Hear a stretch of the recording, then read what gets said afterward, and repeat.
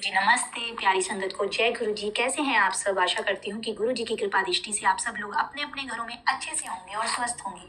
गुरु जी के रंग हम सब संगतों के संग। ओम नमः शिवाय। शिव जी सदा सहाय। ओम नमः शिवाय। गुरु जी सदा सहाय। तो चलिए संगत जी, बिना किसी देरी के आज का सत्संग शुरू करते हैं। गुरु जी की वडियाई करते हैं गुरु जी के हुक्म से और गुरु जी की मेहर से। आज गुरु जी ने हुक्म दिया है कि आज सत्संग करना है, तो चलिए सत्संग स्टार्ट करते हैं। आगे का वचन पढ़ते हैं। पिछली बार मैंने आपको वचन नंबर 51 सुनाया था, आगे का वचन सुनाती हूँ। वचन नंबर 52 ध्यान से सुनिएगा और इसे अपने जीवन में जरूर उतारिएगा। गुरु जी के अनुसार गुरु जी के वचन याद करना भी संगत करना होता है। अपने व्यक्तिगत अनुभव और आशीर्वाद जो आपको गुरु जी से मिले उनके बारे में सबको बताना भी एक तरह से गुरु जी को शुक्राना करना ही होता है। अक्सर गुरु जी कहते थे कि मैंने जो तुम्हारे कल्याण किए हैं सबको बताओ। संगत जी, तो ये है आज का गुरु जी का दिव्य वचन, गुरु जी की वाणी से निकला हुआ, और इसे अपने जीवन में उतारिए और इस पर अमल जरूर कीजिए। तो संगत जी, पिछली बार एक सत्संग रिकॉर्ड किया था मैंने, शुक्राना सत्संग अपना ही, कि कैसे पानी आया था और गुरु जी ने कैसे चमत्कार किया।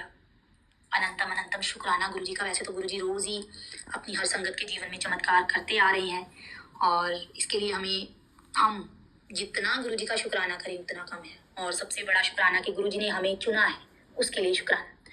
तो संगत जी, आज एक स्टोरी आपको सुनाने वाली हूँ गुरु जी की मेहर से। गुरु जी ने मुझे सुनवाई और हुक्म दिया बाकियों को भी सुना, क्योंकि हम अपनी लाइफ में आजकल सबसे ज़्यादा परेशान बुराइयों से हैं कि लोग हमारी बुराइयां करते हैं। हम कितना भी कर ले, है ना, हमारे मन में बहुत बार आता है और बहुत जनों के मन में आता है कि कई बार फैमिली में आता है, फैमिलीज में ये सब होती हैं चीज़ें, और हम इन चीज़ों को अपने मन में ले लेते हैं कि हम कितना भी कर लें तब भी हमारी प्रेज़ नहीं होती, हमें कोई क्रेडिट नहीं देता। लोग हमारी पीठ पीछे चुगलियां लगाते हैं। क्यों लगाते हैं? हम इन चीज़ों के बारे में सोच सोच के अपना माइंड अपसेट कर लेते हैं। लेकिन आपको पता है, ये पॉजिटिव चीज़ें हैं अगर हम इसको पॉजिटिव वे में लें। तो गुरु जी ने मुझे सुनवाई, तो गुरु जी ने आके हुक्म दिया कि तू सबको सुना, बाकियों को भी पॉजिटिव कर। तो संगत जी, हमें ना इन बुराइयों से घबराना नहीं है। जाने अनजाने में बहुत अच्छा है कि लोग हमारी बुराइयां कर रहे हैं। इस पे एक स्टोरी सुनाने जा रही हूँ आपको। एक राजा थे और एक बार उनके राजा के पास एक संत आते हैं और उनसे दान मांगते हैं और वो बोलते हैं कि राजा को कि मुझे कुछ दान दीजिए। लेकिन राजा थोड़े खड़ूस होते हैं और वो कहते हैं कि मुझे कोई दान वान नहीं देना है, मेरे पास इन चीज़ों के लिए फिजूल पैसे नहीं है। तो संत बोलते हैं दान तो मुझे आपसे ही लेना है, मुझे आप दान दीजिए। तो राजा फिर से बोलते हैं कि संत को कि मुझे कोई दान नहीं देना है। इतनी देर में जो राजा का घोड़ा होता है वो लिद कर देता है और संत जी बोलते हैं ठीक है, दान तो मुझे आपसे ही लेना है, आप ऐसा कीजिए, मुझे ये घोड़े की लिद ही दे दीजिए।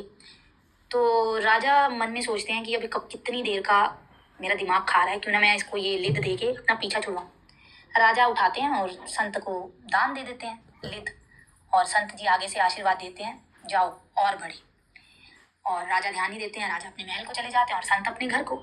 जब राजा अगले दिन सुबह उठता है और उसके बालकनी के बाहर महल के अंदर एक लिद का पहाड़ खड़ा होता है, बहुत बड़ा, और इतनी बदबू होती है कि राजा परेशान हो जाता है।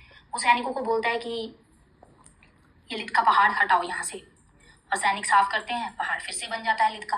राजा परेशान हो जाता है और उसको ख्याल आता है कि मेरे पास अभी 2 दिन पहले कोई संत आया था कुछ मांगने, तो मैंने उसको दिया नहीं, और उसने बोला घोड़े की लिद दे दो, और मैंने लिद दे दी, और ये लिद का पहाड़ ही शायद बन रहा है बार बार। अब राजा फटाफट से उस संत को ढूंढने के लिए महल से निकल पड़ते हैं। ढूंढते ढूंढते संत के घर पहुंच जाते हैं, और संत के घर पहुंचते हैं और जाते हैं और संत से माफ़ी मांगते हैं कि मुझे प्लीज़ माफ़ कर दो, मैं अब सुधर गया हूँ, आगे से मैं कभी ऐसा नहीं करूँगा। प्लीज़ मुझे मेरे महल के अंदर एक बहुत बड़ा लिद का पहाड़ खड़ा हो गया है, मैं जितनी बार साफ़ कर रहा हूँ वो वैसे ही बने जा रहा है। सो प्लीज़ मुझे संत जी माफ़ कीजिए और इसका निवारण बताइए। तो संत जी आगे से बोलते हैं कि ये आपके कर्म है, तो आप अगर मुझे धन देते तो मैं उसके बदले में आपको धन देता, लेकिन आपने मुझे जो दिया मैंने उसके बदले में आपको वैसा ही आशीर्वाद दिया, तो ये आपके कर्म है। तो राजा संत को बोलता है कि प्लीज़ अब मैं अपना सुधार मेरे कर लिया है, मैं आगे से कभी ये गलती नहीं करूँगा, प्लीज़ आप इसका निवारण कीजिए। तो संत बोलते हैं ठीक है, मैं इसका निवारण करता हूँ, लेकिन जब तक इसका निवारण नहीं हो जाता तुम मेरे से प्रश्न नहीं करोगे, मैं इसका उपाय बताता हूँ। तो संत जी राजा को बोलते हैं ऐसा करो, जाके अपने महल में अपनी कुछ बातें फैला दो कि जिससे तुम्हारी सारी प्रजा तुम्हारी बुराई करना शुरू हो जाए। तो राजा कहता है ठीक है। राजा जाता है और अपनी प्रजा में अपनी कुछ बातें फैला देता है और सब प्रजा उसकी बुराइयां करनी शुरू हो जाती है। जब उसकी राजा की बुराइयां चल पड़ती हैं और थोड़े दिन बाद ही वो जो पहाड़ होता है वो हट जाता है, साफ हो जाता है, तो जो राजा होता है वो कहता है कि संत में कुछ तो बात है। तो वो संत के पास दोबारा जाता है राजा और बोलता है कि संत के पास जाके कि पहाड़ साफ हो गया, निवारण भी हो गया है और मेरा भी सुधार हो गया। अब आप मुझे बताएं कि मतलब इस निवारण का मतलब कि मतलब ये कैसे हुआ। तो उन्होंने कहा कि जब तुम्हारी लोगों ने बुराइयां शुरू कर दी तभी से तुम्हारे कर्म कटने लग गए।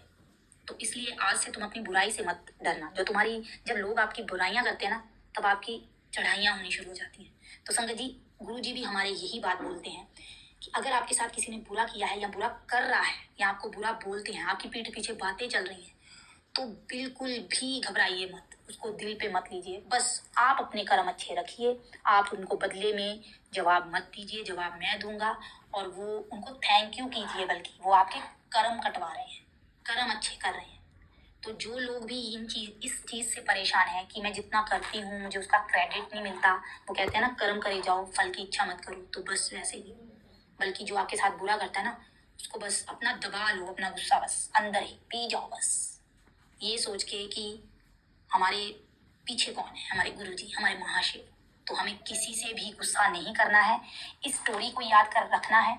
और आशा करती हूँ कि इससे आप कुछ मोटिवेट हों और आगे से जो भी आपको बुरा कहे या आपकी बुराई करे या आपके पीठ पीछे बुराई चले तो आप उसको सीरियस ना लें, बल्कि खुश हों और बल्कि जो आपकी बुराई कर रहा है उसको जाके थैंक यू बोलें कि थैंक यू, क्योंकि वो आपके रास्ते क्लियर कर रहा है, आपके कर्म कटवा रहा है।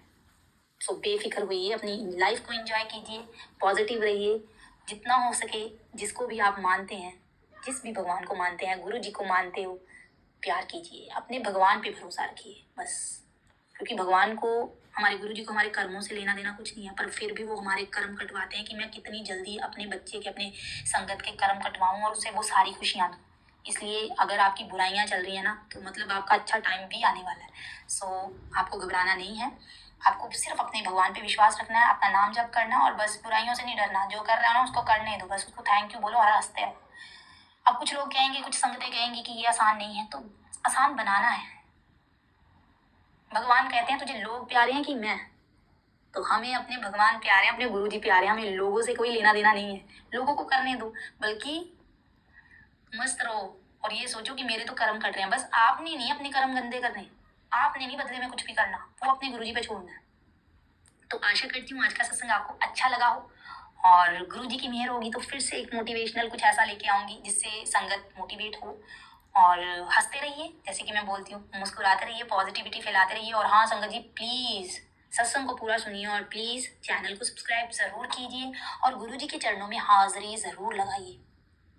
ठीक है संगत जी।